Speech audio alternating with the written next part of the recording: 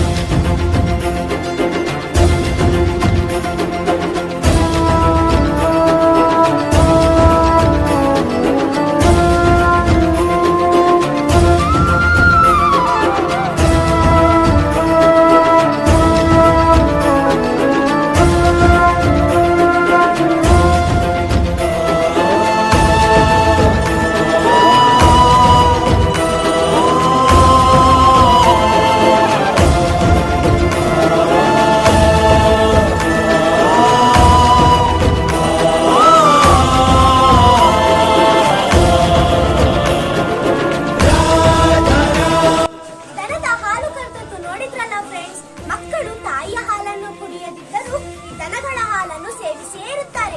ನಾನೀಗ ಈ ಹಾಲಿನಿಂದ ಆಗುವ ಪ್ರಯೋಜನಗಳನ್ನು ಹೇಳುತ್ತೇನೆ.